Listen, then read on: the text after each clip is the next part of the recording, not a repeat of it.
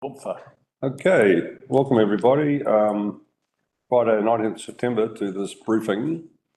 It's a Kaipara Transportation Program business case, and this is the only item we have on this briefing, so let's get to it. So it'll be presented by our rating manager, Veronish Sinha, Chris Edsel from Solidify Collaborative Services and Blair King, Kingston Infrastructure Limited, and Adam Bevans, who will be online. He's the Director of Asset Management for Downers. And online we have Councillors Gordon Lambert and Erin Wilson-Collins. So welcome to those online. So let's get into it. Thank you, Mr. Mayor. What we're going to do is just Veronish do a quick intro and then hand it to Chris and Adam. Morning, Mayor and fellow councillors. Welcome to this council briefing. This is regarding the Kaipara Transportation Program business case.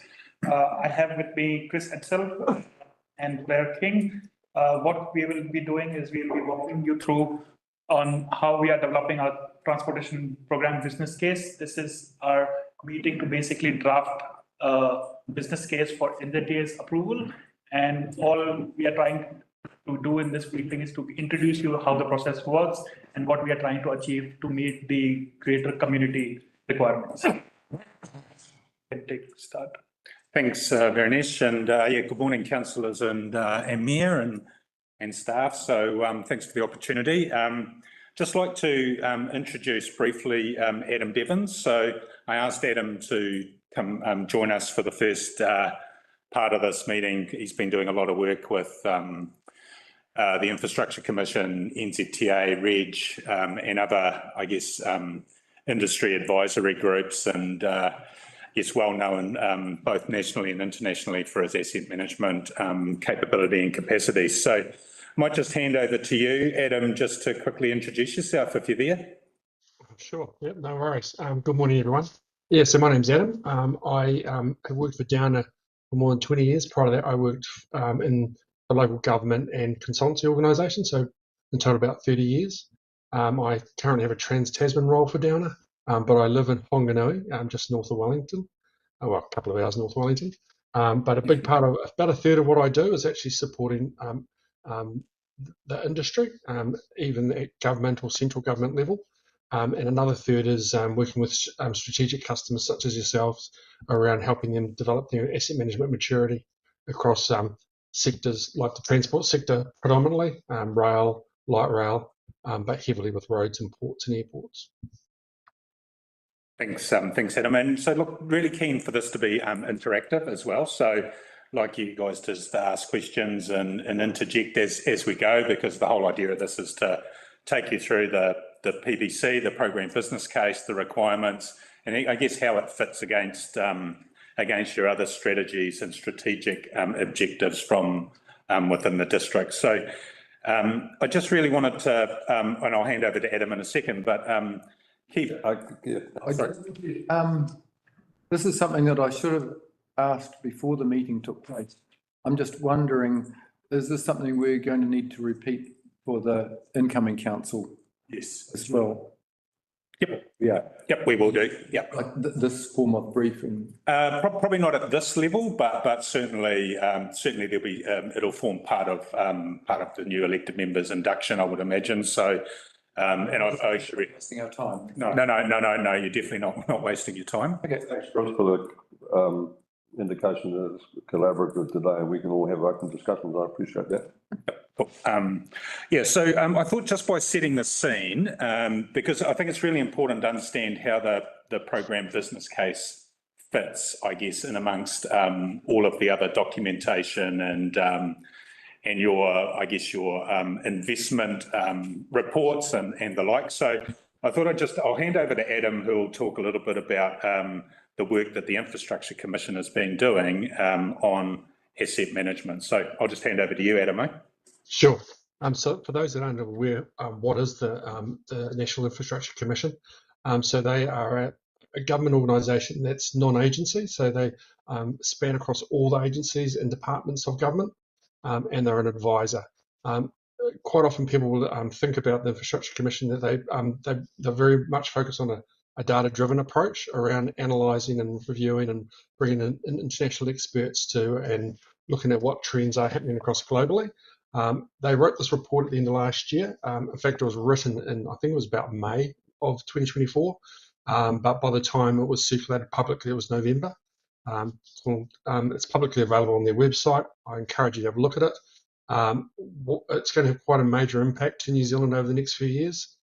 So although they sit between the government agencies, there are people sitting in there that are seconded from Treasury, and Treasury are currently rewriting some of their guidance that will impact various statutory circulars and acts around how government agencies and their partners, which is code for local government, will be managing these very expensive asset bases. Essentially, an international review of all the OECD countries showed that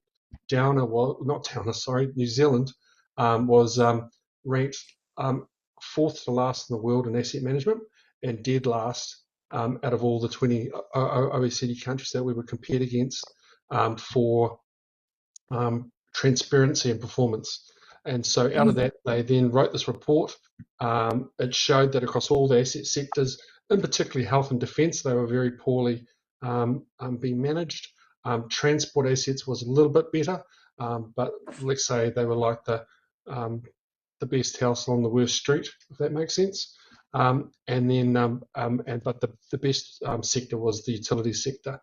And that was because of two reasons. One was that they had a regulator, and the second is that they were required to implement an asset management standard called ISO 55001, which is the International Asset Management Standard for Asset Management.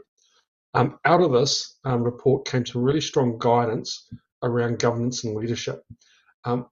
What's happened essentially is that a lot of organisations have been very focused on their services that they're delivering for their communities or for either through health or transport or whatever asset that they are utilising to do that, but they've forgotten about the asset that actually supports that. So really strong focuses that going forward that governance, such as yourself, but also senior leadership teams, will have to show a level of competency and understanding asset management.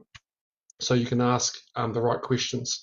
The other big areas are, as outlined on that slide, improving transparency, so therefore benchmarking and making it publicly available. So therefore the public can see around where their particular asset class ranks compared to everywhere in the country.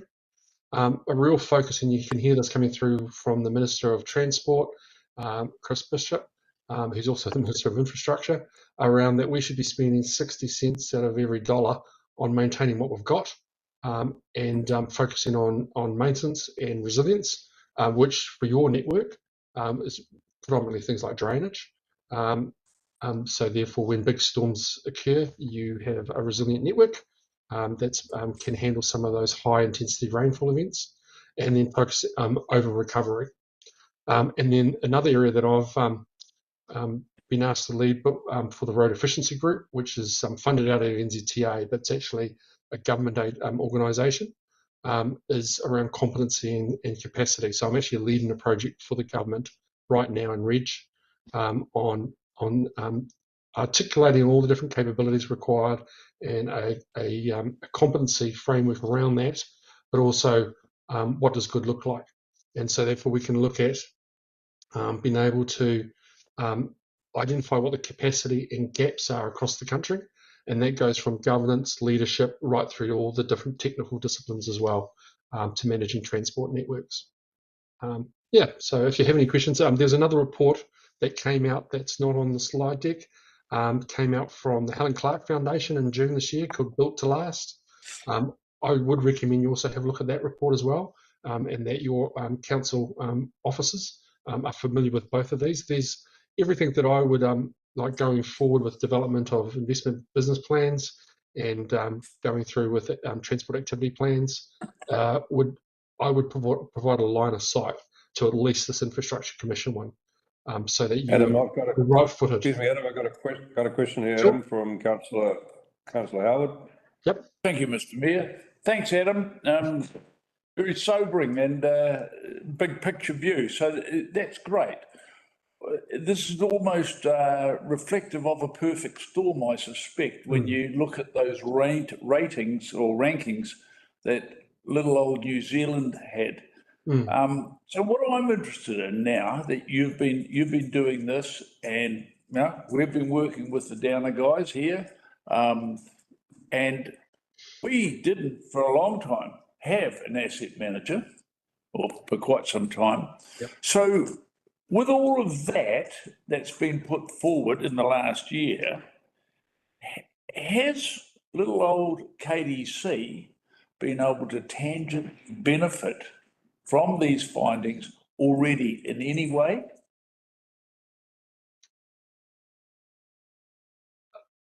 In any way, right, to date. Particularly as regards, because we're here on the roading side of it. Yes. There'll be some snippets that you will have picked up and taken out, and the team will have taken out from what the Infrastructure Commission has done. So to move us along. I would certainly be expecting that to have been the case. So, we've generally said that we're happy with where the Downer guys have gone and how we've got improvements here. Have you got anything that you can add? So in that area there, we've gone through and started mapping people's capabilities and training to make sure that those skill sets are appropriate to meet those future needs. Clearly, we have access to the draft of this material since I'm part of the team that's developing it. So we've just recently gone through and done that. We're looking at training and development.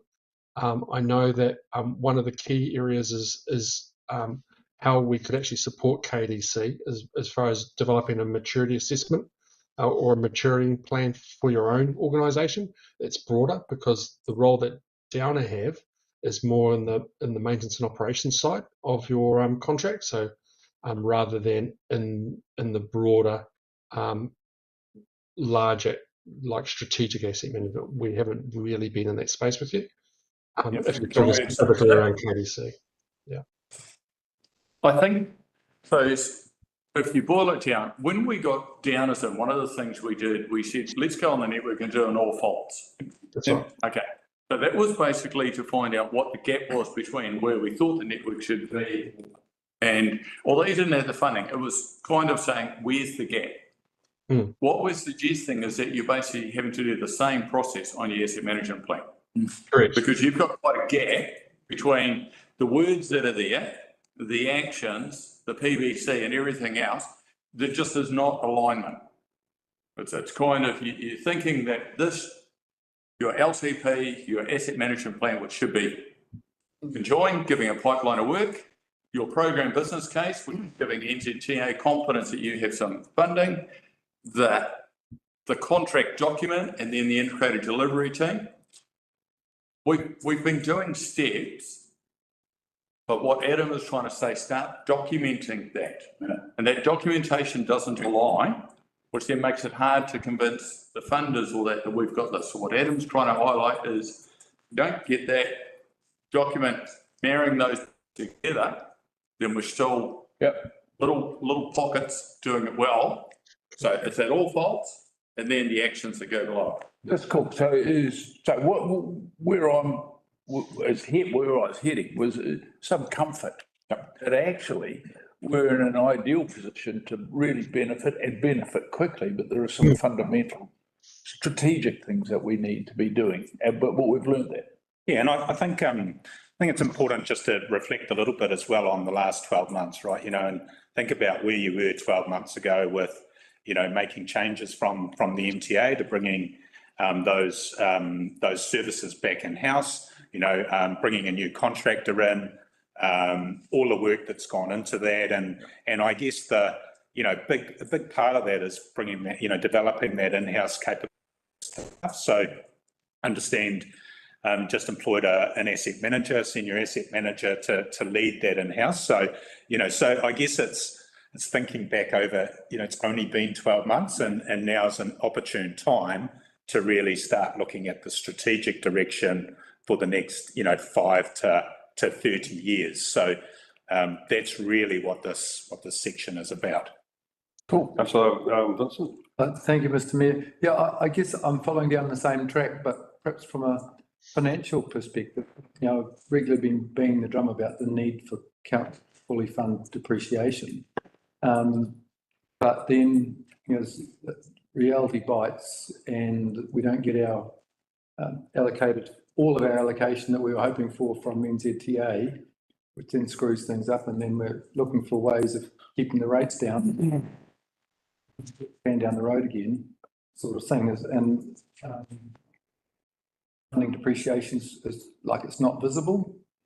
I just want some of your perspective on how we actually manage that situation. Or are we managing it sufficiently in terms of being able to fund those things that need, like, in effect, the preventive maintenance and actual timely renewals and stuff?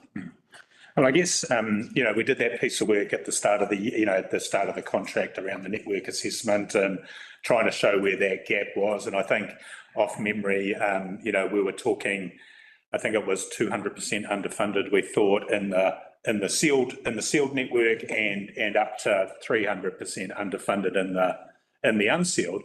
But I guess what the key thing is to get the priorities right, and you've got limited funding, so it's how do you get best bang for buck out of that funding, because we're seeing those rates increases across the country, and the impact of, I guess, in the community.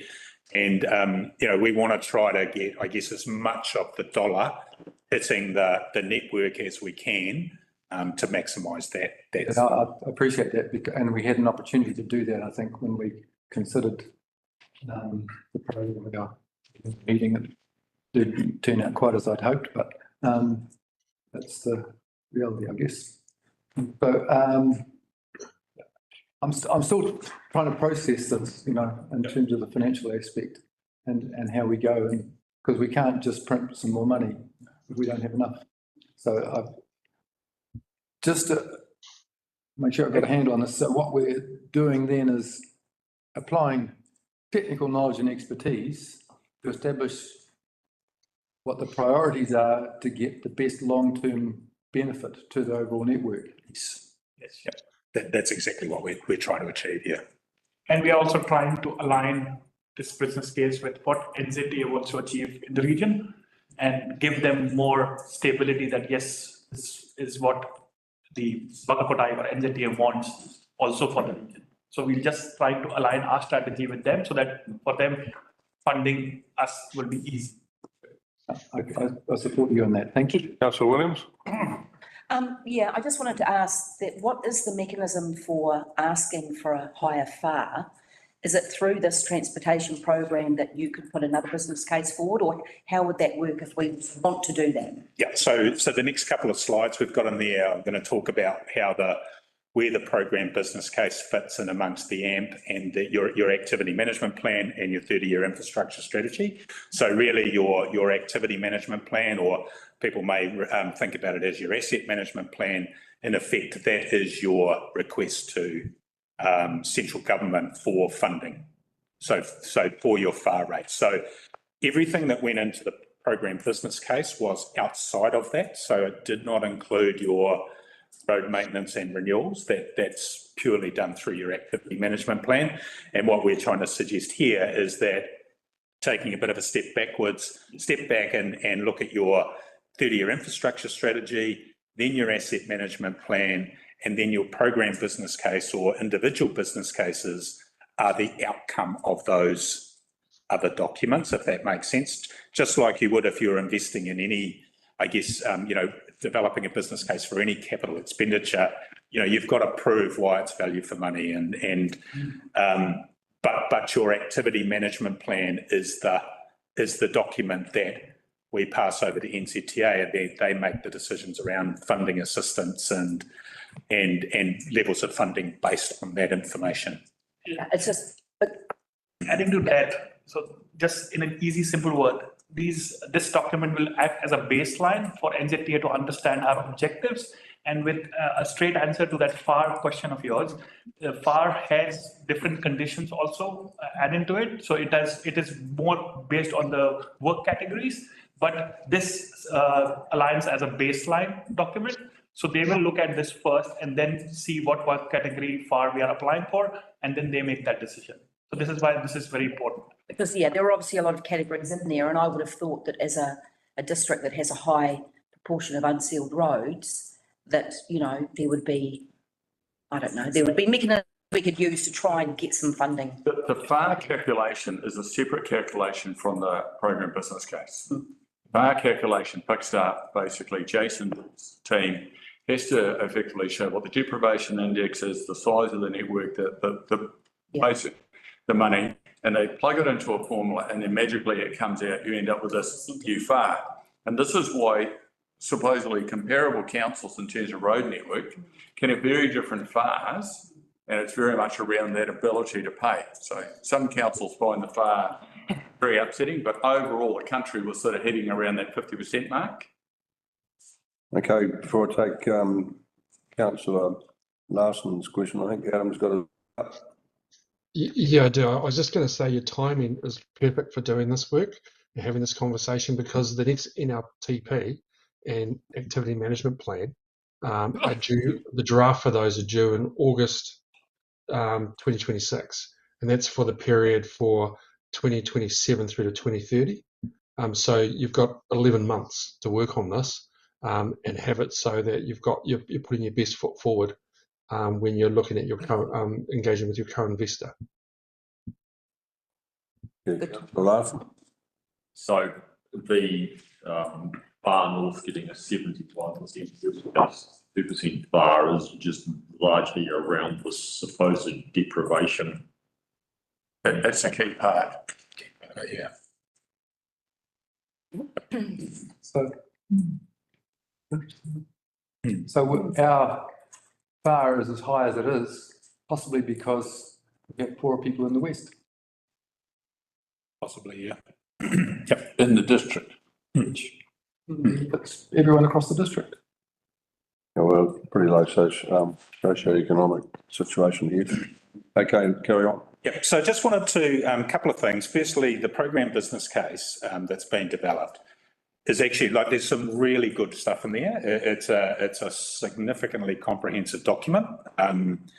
There's some really good work that's gone into it, right down to your NPVs, which is your net present value. That's basically your justification to whether the project passes go or not, right? So a lot of really good work's been done in there. It was started, I guess, 3 to 4 years ago, which is one of the key challenges, so which is why it's a little bit out of date.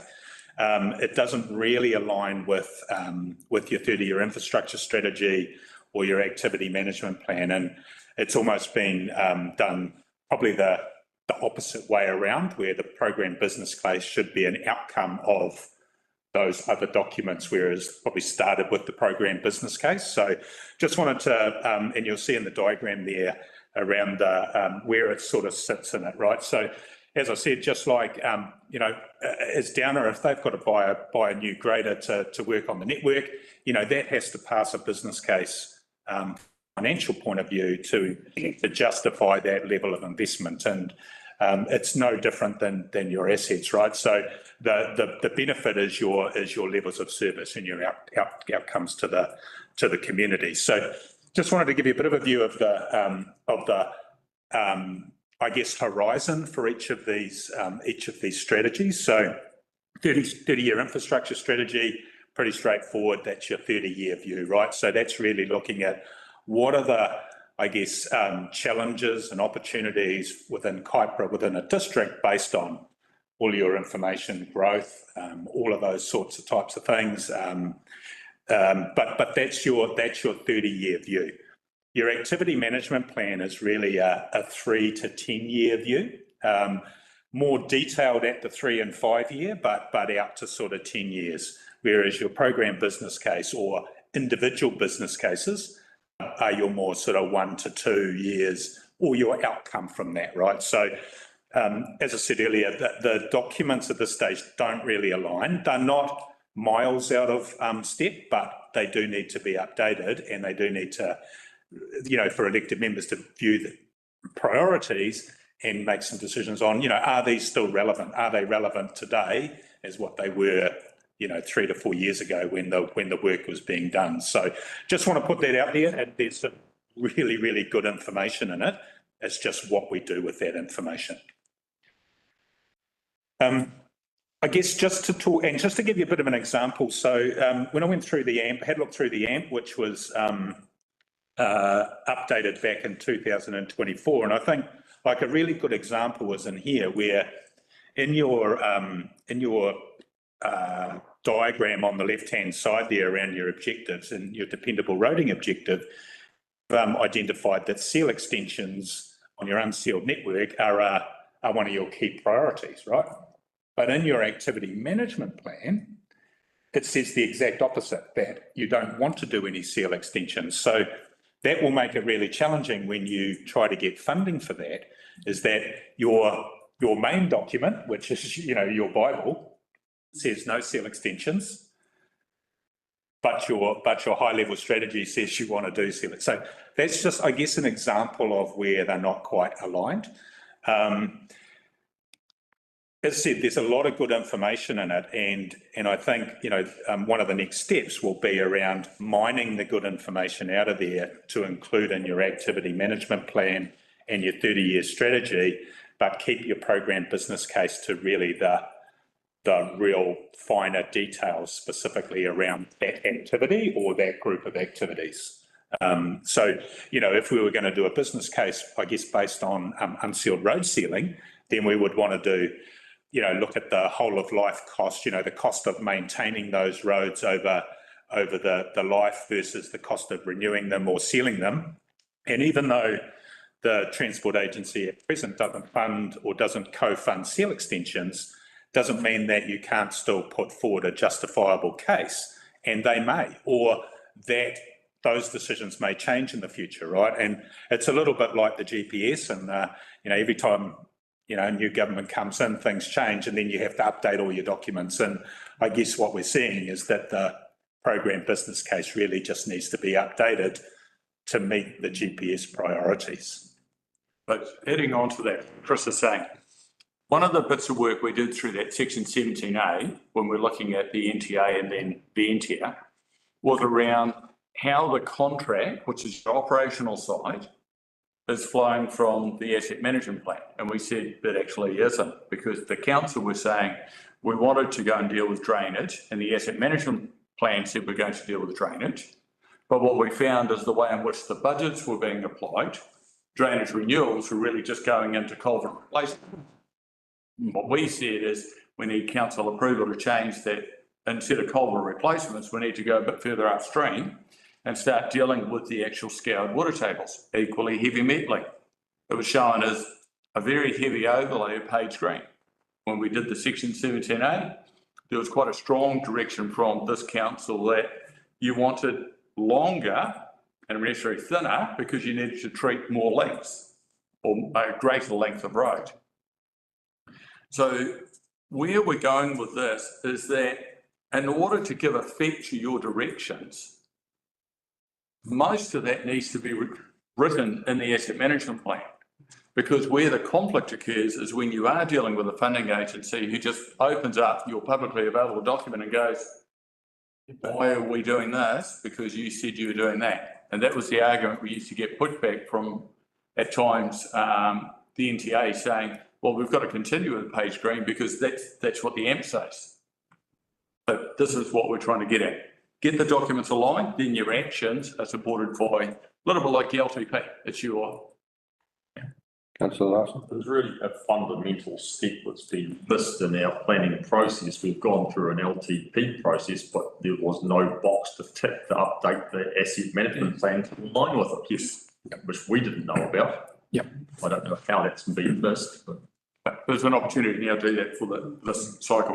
Yeah. I guess one of those challenges is, thinking back is, rightly or wrongly, the NTA was there and that was their mandate, And so I guess you've made that decision now to bring it back in-house. So I think now is a really opportune time to be able to set those priorities now and then link everything down. And then, as I said, even if you go back to that slide there, and you come up with those priorities, and then that even links into what type of contract and what type of procurement you would then let, right? So everything needs to sort of line up for it to be as efficient and effective as it can be. Yeah, I just wonder if, not disagreeing with what Jonathan said, but is it almost like a matter of the asset management plans also informing the LTP process? Absolutely, yeah, they are circular. And then it's sort of virtuous cycle, whatever, so that one or other gets, like to finalise it, it might well be the AMP has to be altered. Or there's a reality check saying, well, that's just, while we might have aspirations of, say, seal extension, in this economic climate, it ain't going to happen, say. Yeah, and it might be like I say, it might be like that right now, but then, you know, in 2 or 3 years' time, that those priorities may change again, or funding, you know, miraculously might become available. But, you know, if you haven't identified it, then it won't go anywhere. So I think the critical thing is identifying it. Look at the asset management plan as an enabling document. If your asset management plan has a number of different things that you can do, then the council can pick and choose those to give the asset management plan gives effect. So if you said, for example, using a briefing at Tangaroa, you said we wanted to go and look at King Street, for example, we wanted to strengthen that. Well, we're not going to seal extend it this year, but we want to go and strengthen it. If your asset management plan has it as an option, then that is a legitimate use of the funding. But if your asset management plan says, no, that's what we're not doing, and you go and do it, it's much harder to then say why we did that or why we didn't do it. If we're looking at the slits, how we're going, as Chris mentioned, the procurement, we're going down this path, and what the risk assessment is, or what risk appetite you have, that shows through in the asset management plan. So you're basically spreading your money to achieve the outcome you're after. It's an enabler. Can I, before we go to Councillor Howard, you have a question, isn't it? I got a, Out of that, can you just clarify something? I think I know the answer, but you know, if you go to a road, like we constantly talk about, you know, Spinecoff and Road and all that, and you've got all these houses up there. And what I'd like to know is that once you've sealed, why is the common perception that that's expensive to maintain in the metal road that you constantly have to grade and add more metal to? Is it because of the long-term cost rather than short-term? Yeah, it's really looking at that whole of life, right? And I think it's something that in general is not done that well, because people tend to have that short-term view, you know, the funding's there or it's not there. So making sort of short-term decisions. And it's something I actually talked about with Adam the other day was when I was preparing for this session, was talking about seal extensions. And, you know, eventually you get to a point where you have two curves, right? You have a curve from a maintenance point of view, which will be low cost to start with and will go up over time as that maintenance increases. Same thing from a renewals, but it'll go the opposite way, where it'll be high cost to start with, but there'll be a point where they intersect, where it becomes more costly to maintain an unsealed road than what it would be to seal it. And that's the sort of work that we're talking about doing or pushing to implement, so that you've got really good evidence to then be able to put in front of NZTA and other, and not just NZTA, right? I mean, there's a lot of other funding avenues as well. You know, think about things like the Provincial Growth Fund, you know, and the shovel-ready stuff of the past. You know, there's always going to be those opportunities at some stage for you to be able to tap into. Yeah. But we want everything to line up, and we want to have the investment, you know, the asking for the check, we want that to be as robust as possible. You'd also need to be taking into account things like the parent material that you're working with, like as to how easy a road is to maintain, and also the nature of the traffic that would typically get on that road, like how many heavy vehicles, say. Absolutely. Could make quite a difference to that equation. So if it's mostly residential, which I imagine like Swincott Road would be, as an example, then that might improve the case there, as opposed to one there's a forestry block at the end of it and it's going to knock the road to pieces at harvest time, sort of thing. Councillor Howard. thanks, Mr. Mayor. This is more of an observation, but I go back to my original question.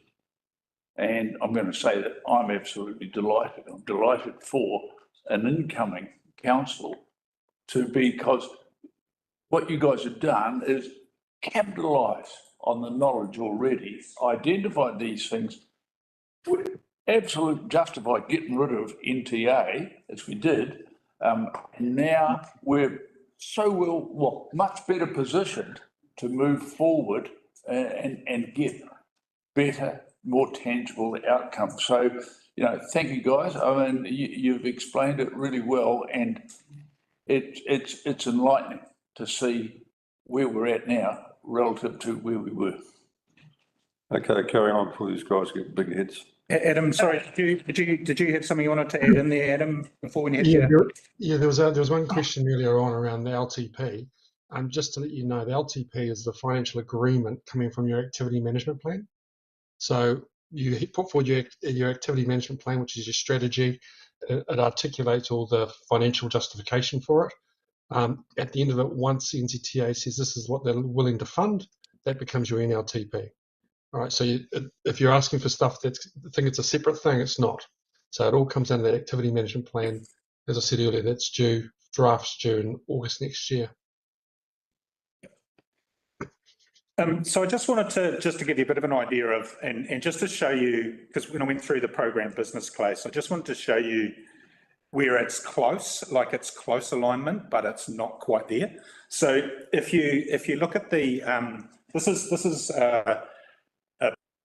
comes out of NZTA and REG, which is, they call it investment logic mapping, which is the way they look at problem statements, and then they look at what are the benefits of those, and then what are the outcomes. So you'll see this diagram that's up here now is the diagram that's come directly out of your PVC. It should align to the GPS, which is up the top. Now the current one aligns with the previous GPS. Just needs to be updated to align with the latest GPS. But to show you where, I guess, a couple of things that stood out for me. So if you think about the current GPS, the key focus really is around supporting economic growth, and everything that's coming out of central government at the moment is around supporting economic growth and the like. Increased maintenance and resilience. So that was the reason why NZTA also took out the previous category requirements around maintenance and renewals, and have allowed local authorities to be able to shift money backwards and forwards. It's all now just pothole prevention, right? You would have heard Simeon Brown talking about that in the early days of the government, pothole prevention. Safety, still really important, still part of the GPS. Just a slight or a different sort of focus now. So rather than it being on walking and cycling, it's now mainly based on deaths and serious injuries. And then obviously value for money. But if you look at your problem statements and the benefits, it's still quite focused on sustainable transport choices. So, I guess, and it doesn't really align with problem one, which is the size of the district and the distance between townships, and being actually, realistically being able to. How do we get rid of that and concentrate on the core thing we need to do? I mean, people want to live for today. They don't want to have these utopian future, everyone's on a bike stuff, but we want to concentrate on the roads. Exactly right. And that's why I think that the logic mapping that's been done to date just needs to be updated to be focused more on the roads, right? You've identified that your bridge stock's really, quite high, at high risk at the moment. So, and that's something that should be reflected in your activity management plan and the like, is that line of sight back to your bridge stock as well. So what I'm suggesting here is that, are these problem statements still relevant? Are they relevant today? It was developed 4 years ago. Are the benefits still relevant? And are the investment objectives still relevant? So there's a bit of work there to do to align them. I guess, where are we now? So you've got the program business case, which is in front, which was presented a week or so ago. There was a recommended set of programs in there, a program of activities and projects in there.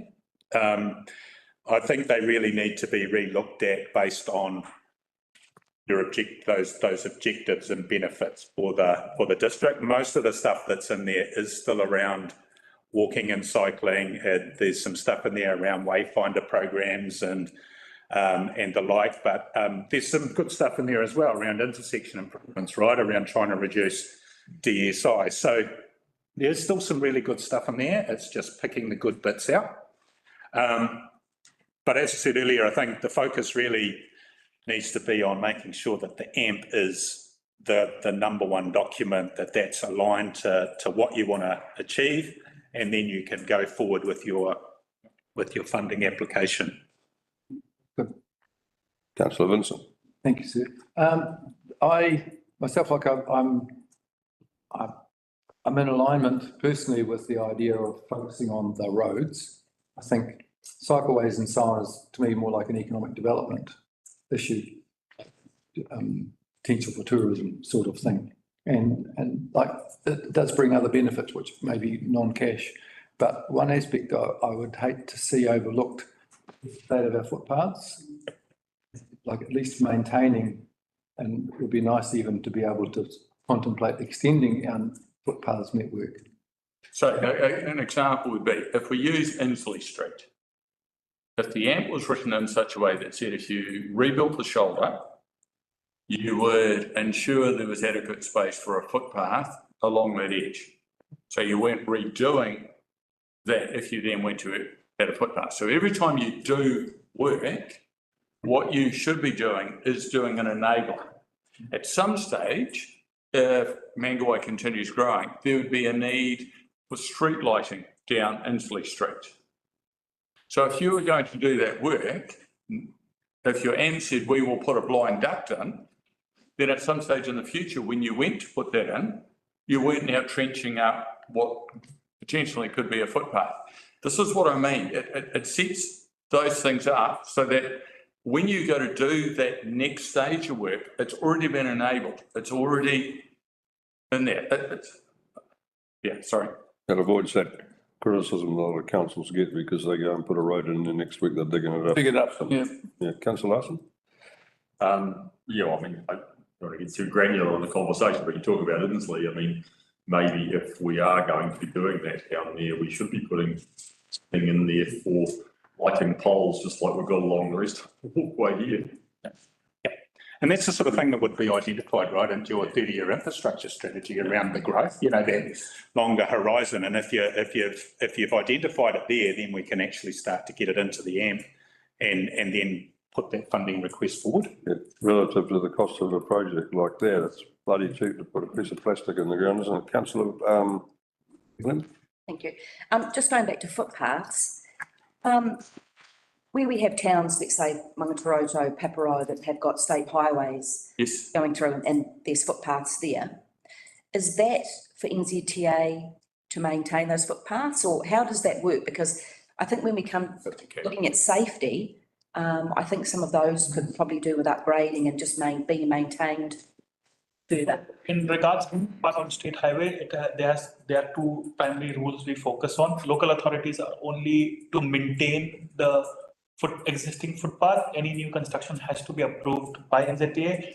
But if it's under 50 zone, which is if it's under 50 or you're in 50 zone, then it's our responsibility. But we have a standing agreement where we just maintain them. Unless they want to fund a footpath, they just tell us to maintain and maintaining to the standard of level of service. Right. Because that may need to be increased in some of those towns. I mean, it is a safety issue when you have state highways going through these towns. I just wondered how that worked and if it was our responsibility, which it is, to maintain them. So therefore we need to look at, I guess, adequate funding to be able to do that. So you're saying that High standard. you're saying that the cut-off point's to 50k, is it? Sorry? The cut-off point's 50k. Is that what you're saying? Yeah, so under 50. Oh, yeah. So when you're going to rural, we're at 70, it's the footpath zero NZTA. So that footpath out to the school by in the 80 was a combination between NZTA and KDC in the day, and based on a safety project. Yeah, I mean, I think it's important that we do look at that as a council because you know, you get your service requests and things through there. Just to keep you in loop, councillor, that we do discuss this in the liaison meeting with NZTA, and they are always, we are keeping them updated. And if we need new footpath, we do advise them why we need them. They do take our suggestions quite seriously. But yes, at the end of the day, it's their last say, that if it's on state highway. Councillor Howard. Thanks, Mayor. We've raised from several times the matter of alignment with the likes of the Auckland Council and the Whangarei Council, for that matter, for those key roads that are coming in. How do we, with this, align, and let's think to the south, with Auckland Transport, Auckland Council, our goals, our desires for those road junctures that we have with them, make sure that we're all on the same wavelength?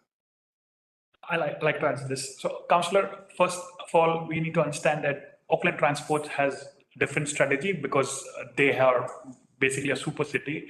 We are a council, but we do have regular catch-ups with them, and their transport team is constantly in touch with me.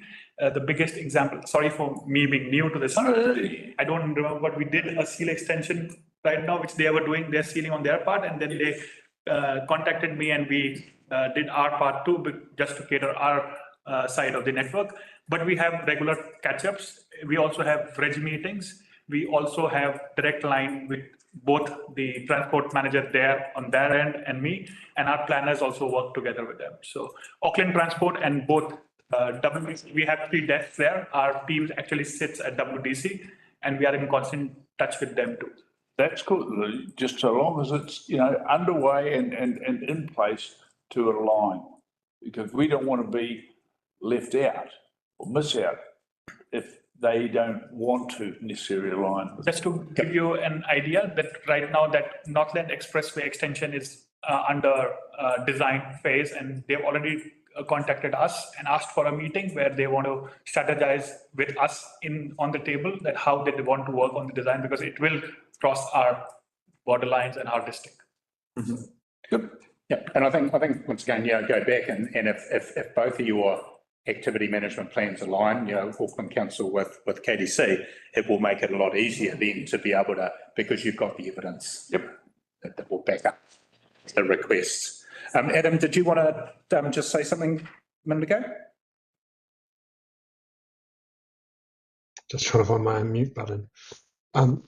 No, it was covered off. I was just going to say that was the biggest change with the previous GPS and the current GPS was the removal of footpath subsidy and cycleway subsidy from NZTA. So that was what was really the big change from the previous GPS. And your budgets do reflect that. I think we talked about it at a meeting ago. I think you've got $25,000 per annum for footpath renewals, right? So that's not going to go very far at all. But it's still really important that we, if you think back to that safety part of the GPS, that still does relate to walking and cycling as well, right? So you've still got to make sure that the footpaths are safe.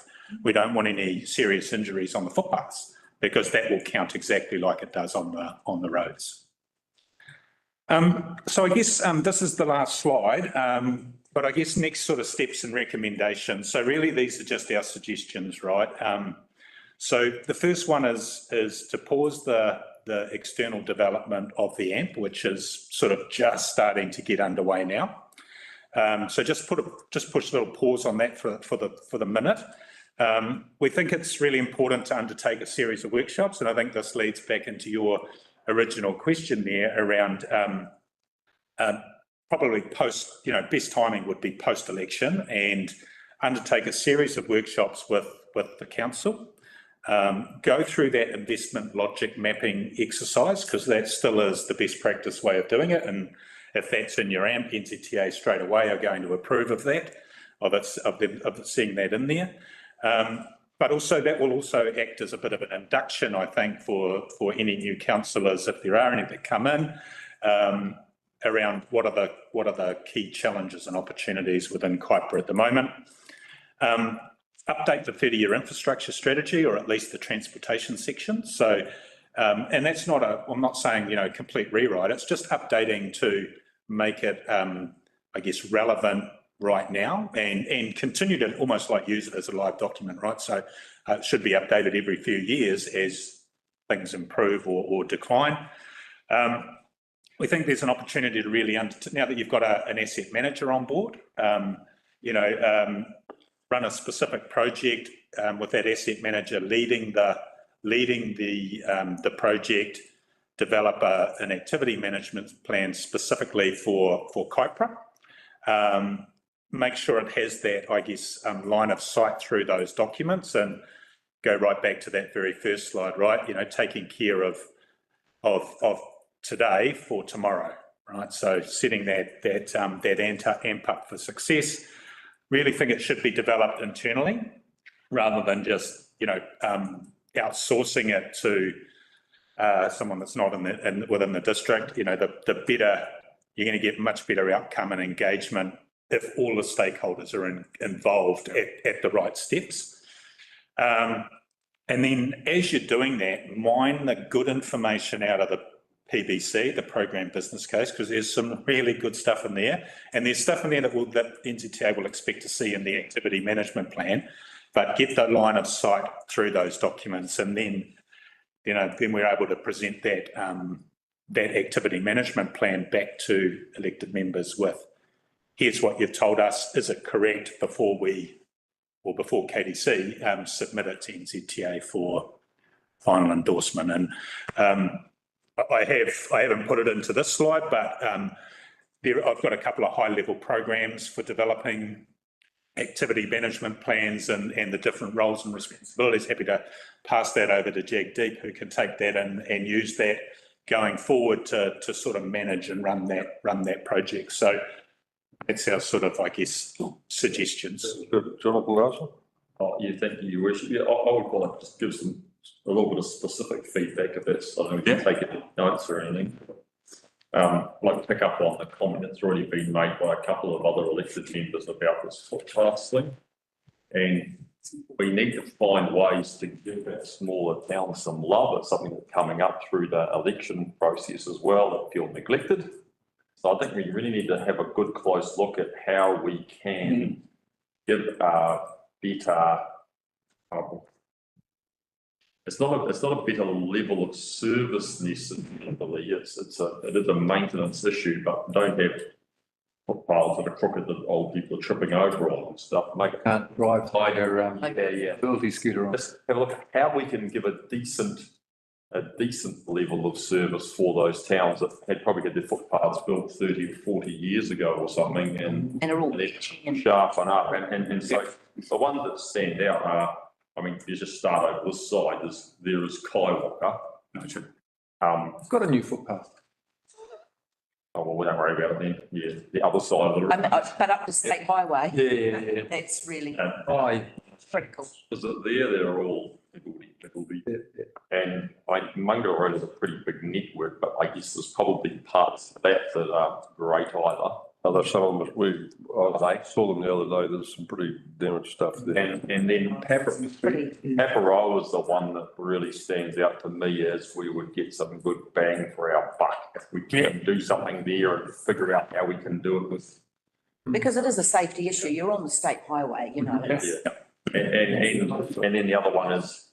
Exactly. The other one is probably the old part of rural. I don't know what we can do there, but. So one other, just to update you on that as well, I guess. So we did talk about this about 3 weeks ago, actually, at our operations meeting. So we're just doing a quick bit of investigation now about doing a footpath condition survey. Yep. So there's some other local authorities around the place that are using, the camera mounted scooter. So we're actually looking at bringing that in, or bringing a scooter in and getting one of the staff to go through and actually do a full condition assessment for Kaipara, which will highlight those areas that need. And WSP, one of the consultants have actually contacted me that they have that AI enabled robotic something Yeah. to identify faults, but they're expensive. So we are considering multiple options. And I've also already initiated talks with NZTA, not just to see footpaths, but also urban channels on our network. Because when we are going on the road, we also need to deal with them. So they are quite aware that the funding was less, but they are willing to listen to us. That would be subsidised too, wouldn't it? Yeah. Needs a golf cart to do it. Yeah, that'd be good. Let's put a camera on the front lawn. Yeah. Sorry, if I can just finish covering all the points and not get out of your way. Yeah, when you come into your problems, section on page 6, you've obviously got this focus on, you know, limited mode choice in problem 1. I think we've. Oh, that was the old. Yeah, I think we need to get that stuff out of there because we're not focused on it. And I think in problem 3, you've got more travel choice as well. Yeah. Our travel choices are going to be limited. You've got to get around to the car unless you're going to go for a walk. So picking up on that, I think the key point why Chris has got those recommendations, if we can get this council to agree, we can start that process yourselves. One of the challenges, if you wait till post-election and then the window to complete the inductions and everything else, to get it done by August, I think we're missing. There are opportunities to start this process. Yep. And then I go back to you've got our LTP community outcomes on page 5 there. And, you know, you just pointed out we are misaligned there. Some of the things that we've been talking about there are, and it probably isn't articulated in as much detail as we've discussed since, but, you know, obviously you've got that footpaths are probably maintained and safe that I've just covered off on. You've also got this enable the seal extension opportunities. But what we haven't covered there is building this, you know, getting the strengthening done as a component that leads towards that. And I think that it's not a big thing for us to necessarily catch up. Now that we're collecting what development contributions growth, we can actually target that. Then we're going to start paying for things. But these roads that have been neglected and have a lot of development and that never had any level of service upgrade, I think you've got about 5 that you've got prioritised there. But I think there are others we need to start having a conversation about as well. So if we're focusing initially and getting into the ones that we've already targeted for upgrading, there are other things that come to mind. And I've just had a guy ring me this morning about this 400 metres of Tara Road. I think it's probably the piece that gets down to Pebblebrook Road. And of course, Pebblebrook Road's had an enormous amount of development that's been largely ignored as well. I think we probably need to be looking at that piece of Tara Road and Pebblebrook. It's a bit of a catch-up thing, but if those can get, you know, proper pavement built and proper drainage and form, and if we do end up extending that little bit there, it's not going to cost us much for chip seal. So just add on to that, you're aware through Burinesh, we replaced the culvert at Tara, the first one of that unsealed, and now we're doing the same on Browns. Yep. Both those are resilient. So they were agreed by council in September last year, but they've just gone through. But again, it's an enabling work. And another, so it's sort of like we've got these central Mangawhai ones which are probably the most heavy development, but then as you start to move away and you go Pebblebrook and then you go Hilltop Road, it's actually had a lot, you know, which is actually in quite good nick. I think looking forward as we get into a longer program here, we need to keep an eye on where that growth is happening so we don't end up with things being left behind. And there may be stuff that starts to happen off Stillman Road or off Honorary Road as well. And one that I noticed is even further away is actually Heatley Road. Massive amount of development in there, right? Because it was sealed. What was that? It was sealed. Was it? It was. It's got a limestone base. Looks like it's not sealed anywhere. Okay, I've got Adam with his hand up there, so I'll come back to you, Councillor Larson. Thank you. Just in addition to those bullet points, those recommendations, which I think are all good, I think really to taking on board the things from the Infrastructure Commission report, would be actually having, I think it's great you can have workshops with the elected members, which are, you are the governance board for the council, to actually have a statement in there from yourselves, demonstrating your support for whatever activity management plan you submit next year. But also specifically, and I think it's missing from those bullet points, is the senior leadership team within council, in particular the CEO and the CFO, and having statements in there from them.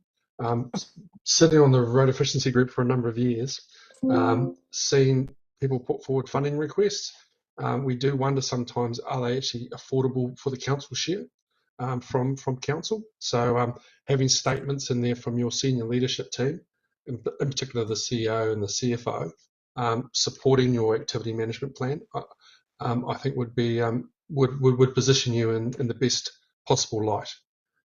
So just something to consider.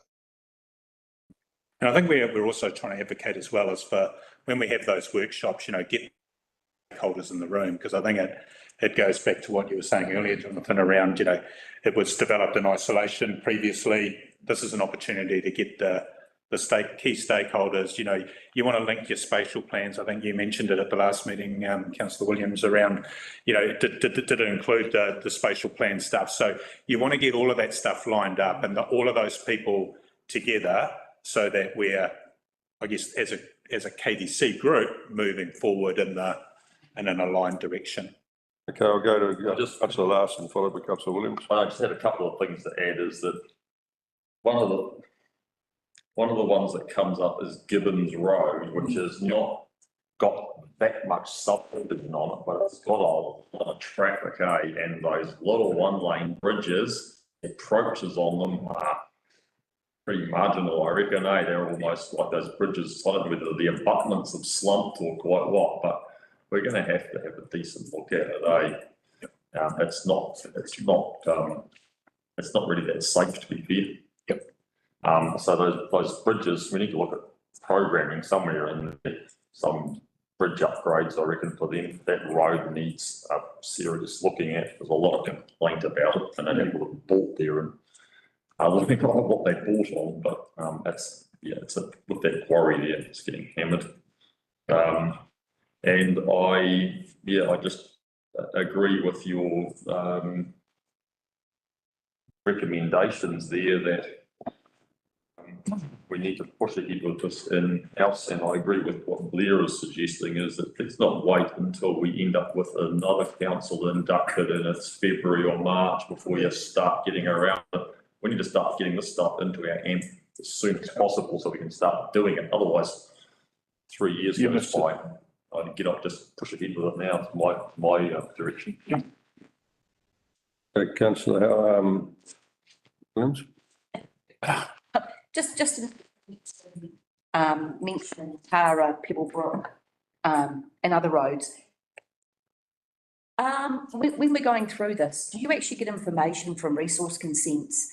Because we seem to focus a lot on plan changes and a lot of that high growth, but where there are resource consents given for smaller subdivision, for instance, like in Valley Road, you've got a 52 lot, you've got down Brown Road, so you go past Pebblebrook, down that Brown, you've got another subdivision that's been given resource consent, and all of that traffic is going to feed down Tara and out. So I think if we're looking forward, we need to look back at what's been approved and actually try and work that in as well, because it's those arterial roads that don't seem to get that level of, well, we need to know what has been approved. And that's across the district where there's pockets of development that isn't a plan change, but it's still really important because it's bringing more vehicles onto those roads.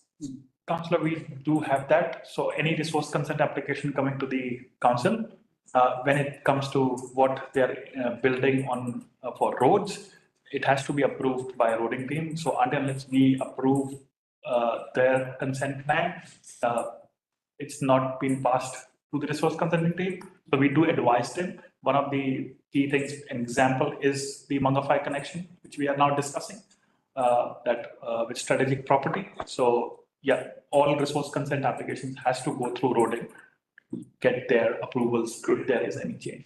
And we are aware of. So that would then trigger any upgrades that would be done that leads to those pockets of growth that are resource consented, but they're not necessarily coming across our elected members' table, if you get what I mean. So they are captured. But I think that goes back to that real question though. If you're clear what you want, if they do a financial contribution or they do a development contribution, you're clear what you want that to go to, you're targeting, which helps your development contributions policy, it helps your asset management plan. It again stitches all that information together, and then once they're developed, it's then again the monitoring of that and what they're doing versus what we're doing on maintenance or. It's just to have that captured. I think it's really important. Which I think, To that, on operational level, we do have annual traffic counts, which we constantly monitor in our district to capture whether there's an increase in cars, foot traffic and everything. So which plays on our planning for long term. Because that then can also feed into, like, for instance, we've done Settlement Road, then you move down to Valley Road where there's a 52 lot subdivision, seal extension if that's required to get more cars. It all just kind of feeds into Be it. part of the conditions. so the reason, Brown Road, but not to get there. That's what I'm meaning. It's capturing it where the traffic's. I think Councillor Williams brings up an important point. The other thing I was going to ask is how does all this work dovetail with the current district plan where we've got zoning changes which are going to have implications? So that where I see that is that all feeds into that 30-year infrastructure strategy, right? Because that's where you're looking at what are the future growth areas and planning for that. And then you're identifying those. And like I say, in the PBC, you've already started that process by breaking it into those wards. And so we can use some of that information, I guess, just to update it, if that makes sense, and to get the latest stuff in there, the latest drivers from you. Yeah. That's the last one. Very much with respect, I know you're only arrived new. We haven't had those systems going on. Roads have been identified and properly upgraded as we've gone along, which is why we've got the backlog of stuff. And as far as Old Waipiri Road that you refer to, that's really happening because we as an elected member group have forced it, not because it's been part of a work program at all. It's been completely missed somehow. So, But councillor, I would like to say that I've seen worse councils than Kaipara. We are trying to improve, and it might be the case. We want to be better than that. We don't want to be like that. And so what I want to see going forward is how we are planning that growth. Actually, you say, oh, we know stuff's coming in, but we haven't seen how that's being planned at all. We're trying to pick up the pieces here now that it hasn't been planned in the past. I want to see the system of how you have coming through from resource consents. There are X number of lots going on that road. We've collected this much from the development contributions. In our development contributions policy and our long-term plan, we've identified the need to spend this much money to upgrade the road. All of that linking together in a proper growth planning process rather than just sort of on some spreadsheet somewhere that someone might look at one day without proper coordination. And I think if I can jump in, Mr. Mayor here, I think, we have transitioned quite well from the NTA environment over the last year. And there was a bold decision from the council. Obviously with Downer on board, it's made a big difference to this. We've also now got a roading manager. Thank you, Varanesh, for coming with us with some experience. We are building the team now and working well with Downer as an organisation as well, and looking at a further move towards a better model as well in the future. And so I suppose we now have some people on board, and it's been hard to get those people, which has always been the problem with Kaipara, let's be honest. And so to your point, Councillor Larson, I think we're making good headway now, actually. And through the passage of time and through the hard work of everybody, we will be in that space. And we're now focusing on that too. So I'm pretty encouraged by the way we're going. I would beg to differ that getting out of the MTA was a bold move. It was a fundamentally necessary move. There's no control over our voting at all, which we should have had. All the stuff that have been going on in MTA. Our responsibility wasn't MTA's responsibility. Okay, let's move on. So that's us really. We just want to present where we think it's at the moment, and hopefully those next steps, if it's something they want to move forward with, then, we can work with Varonesh and your new asset manager and set up a bit of a program around developing the AMP and updating those, right through until your funding applications. So, we'll leave it with you to make some. Time moves quite quickly, so, by the time you get something ready to put on the table, we'll have a new council. I think we need to start as soon as we can. So now very much back at Jason, it's just. Yeah, so we'll take the direction from the briefing today. I mean, that's clear direction. We'll build that into the program and understand what the impact of that, and then we'll also have to take the incoming council through that as well, given that they'll be the decision makers and they'll want some input into this too. So we'll build that into the thing. Yeah, there'll definitely be a series. So, there'll be some initial work, and then, so it's not this isn't like a couple of weeks process, right? This is like a 6 month process that will all be planned out with all the various meetings and workshops and that sort of thing involved. So that would be the process. Okay, so that's about it, is it? So thank you for your attendance. Anyone else want to add anything, ask anything before it goes down? Okay, thank you. I really enjoyed your presentation today, and it gives us some clear direction, but the ability for us to give you some as well. So, Did Gordon have a question or not? no, Gordon. Oh, yeah, you've got a question here, Gordon? A comment? No, I'm fine. He's fine. Okay. Thank you very much. Thank you, Adam. All right. You guys, Got more out of it than I expected.